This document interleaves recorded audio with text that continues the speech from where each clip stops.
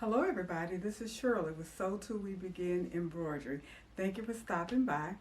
Today I want to talk to you about a subject that is important to me and probably important to a lot of you, but you haven't really thought about it.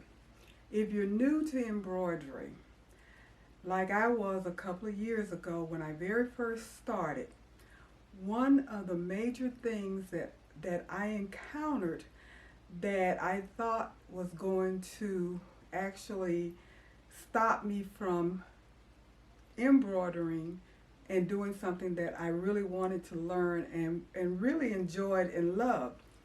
And that was hooping.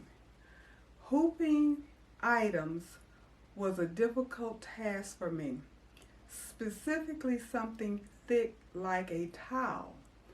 And the reason I brought up towels is because when I first started embroidering, it was recommended to go get some cheap towels and embroider on them as practice, because you could go to a wholesale big box store like Costco or Sam's or BJ's or something like that, and you can get a whole bundle of face cloths and different towels, what have you, relatively inexpensive, especially before the pandemic.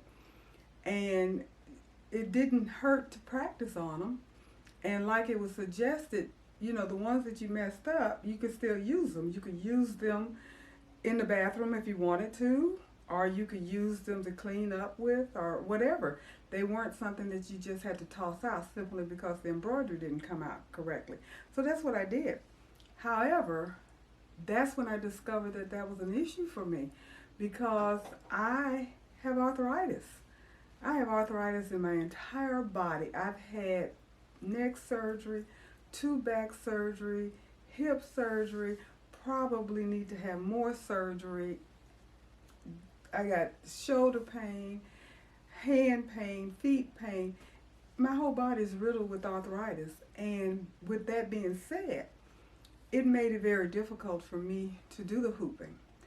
And I had to try to find something that was going to work for me. And luckily that I did. So what I'm going to talk about today is hooping towels when you have arthritic hands. So just join me if this is something of interest to you or someone that you know and love. Please watch and see what my solution is, and share this video with someone that might have an interest in it as well. It might be something useful, something that one that maybe didn't know, or something that you needed to be refreshed on. But anyway, it's information. So sit back, relax, and enjoy, and let me show you what I do to hoop towels. So what I have here is a 5x7 hoop that came with my 10 needle machine, and it's just like a hoop that you'll get with any machine, even your single needle machine. This is like the standard two-piece hoop that you have to sandwich everything into it. You have to put, and I'm not trying to do anything as far as measuring for centering or anything like that, but you have to put the stabilizer down. Then you have to put your towel down.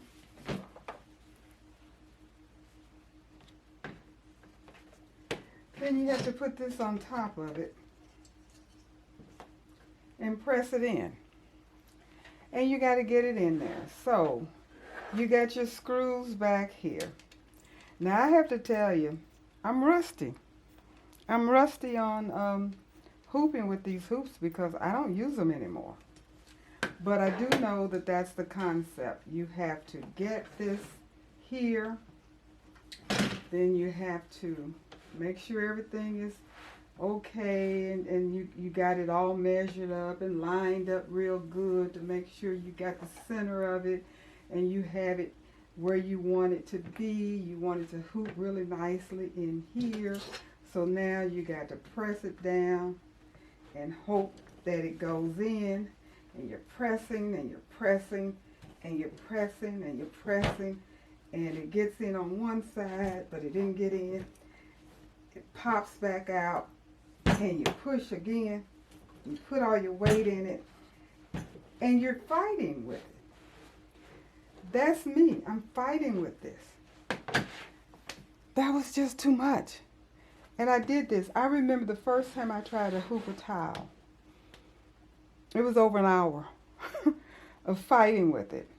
And I know that if you get your hoop loose enough here, it can go in, and I probably would have gotten it in there. And then I pick it up and make sure it's in there good, and then screw this down tightly. That's one way of doing it. So, I discovered this, and this is a silicone mat. It is a dime hoop mat. Dime hoop mat. It's silicone. Purpose of this is to keep your hoop from running away from you. And this keeps it in place. So it allows you a little bit more leverage to hoop. So again, you try this.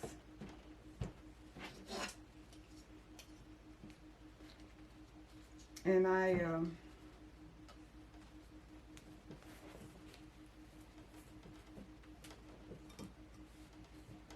my hoop is not running away, but I'm not getting it in there.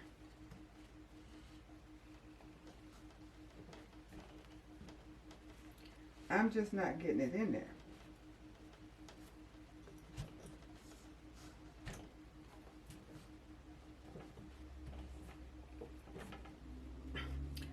I can't hoop it. So, what am I doing wrong? It's supposed to go in here. It is supposed to go in here.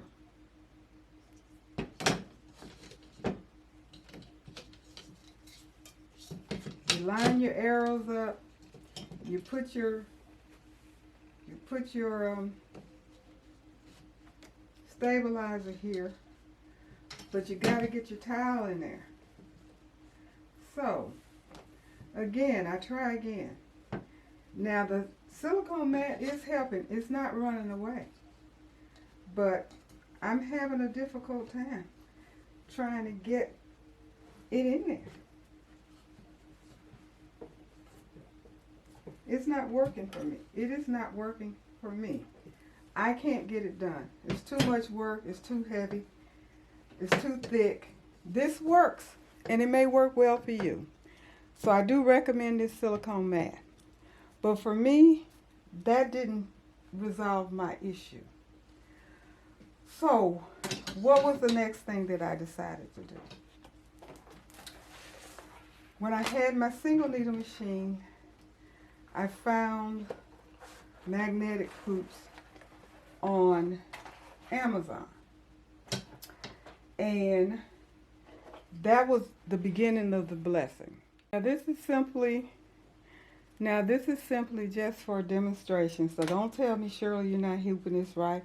But, and I know this goes the other way, but I just wanted to demo with my piece of stabilizer. This goes to my machine, and it will be hooked on. Then you have your stabilizer, and then your towel, however you have it marked and lined up where you're going to have the center and everything. And then it's magnetic. So I can drop magnets on here. Now I got these off of Amazon.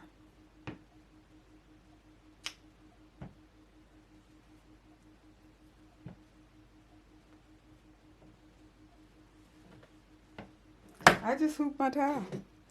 My towel is hooped. So this is something that you might want to consider if you have difficulty hooping, is to get this.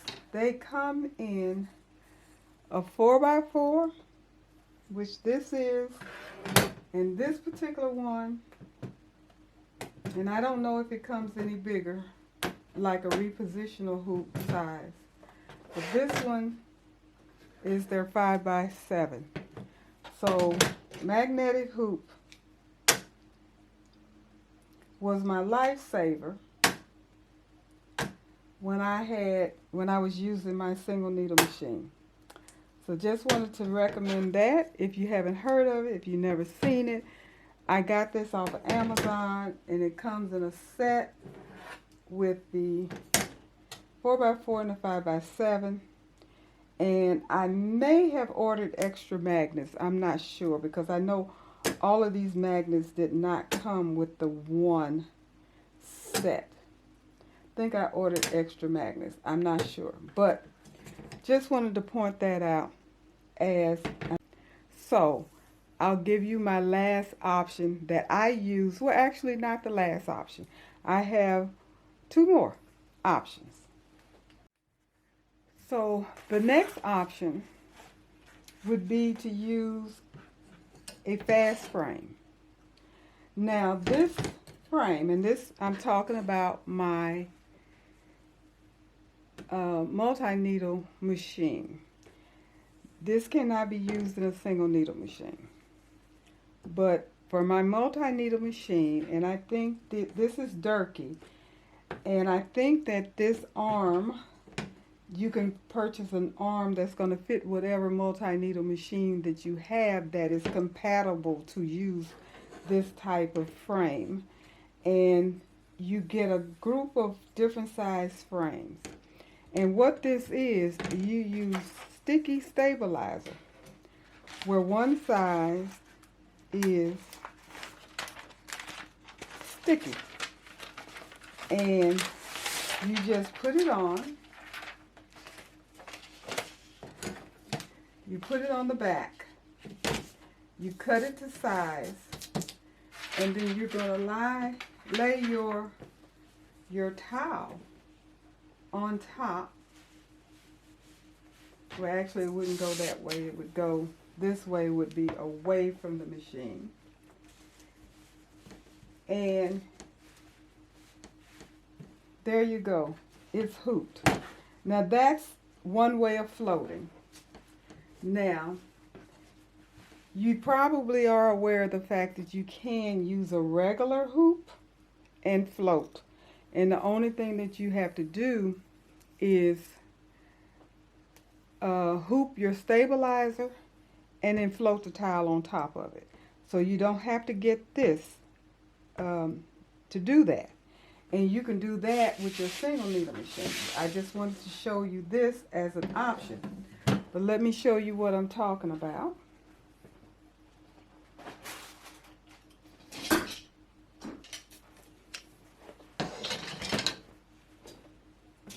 You go ahead and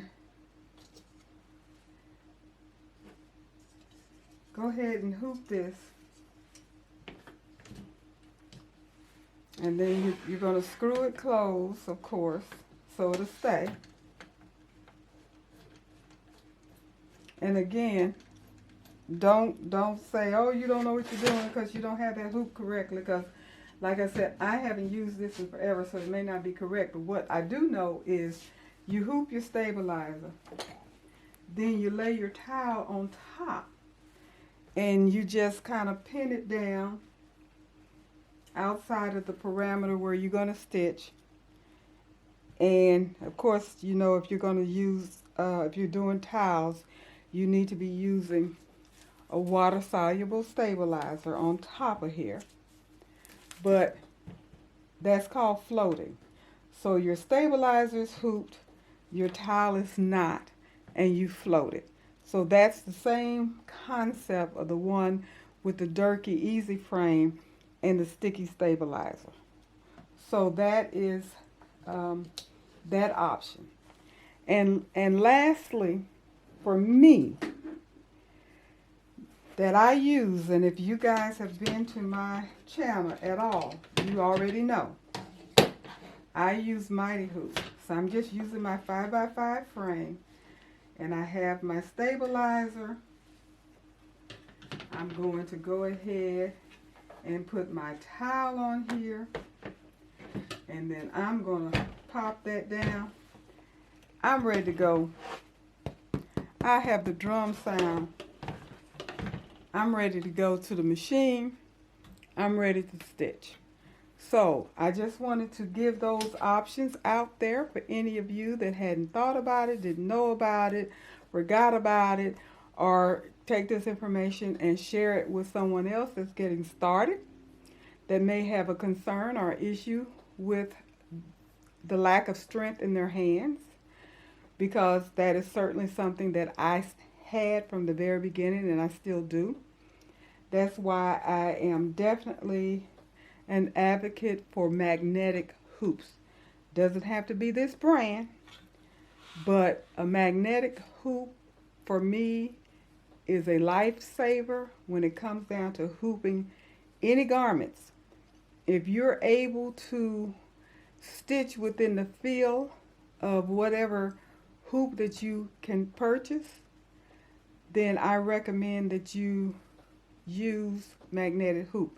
Now, I do use a Durkee Easy Frame because there are times when that is the best solution for me. I've even used clamps, so it's not like this is the only thing I use, the only frame I use. I use a magnetic hoop, I use an Easy Frame, and I have used Gentex hoops, and they're not magnetic, they're hoops, they're clamps. But I have not used the regular hoops, the two-piece hoops that comes with your machine in well over a year, maybe 2.5 years. When I discovered that first, when I was still, before I got my 10 needle machine, and I was still using my single needle machine for all of my embroidery, and I discovered those magnetic hoops, I've been a fan of magnetic hoops ever since. So that's just my little quick video that I wanted to share with you. Hopefully this is something that is useful. Hopefully you have found it to be informative, or at least something that, as I said, can be shared with somebody else that may be experiencing the same issue of trying to hoop a towel with arthritic hands. And it's not just left up to towels. Anything that is thick enough to cause an issue. Now, if you have just cotton fabric, something thin, then that was not an issue with me to hoop. Once I learned how to hoop, what I was doing, I was able to hoop that. But anything that was thick, anything that had any type of weight to it, denim, towels, canvas, anything that had any type of thickness to it, it was just difficult for me. So again, hopefully this was helpful. Thank you for stopping by. If you have not subscribed, please consider doing so. Also, if this is something that was useful to you, please give me a thumbs up. Don't forget to hit the notification bell, and please stop by the next time I put a video up, and I will be talking to you later. Take care.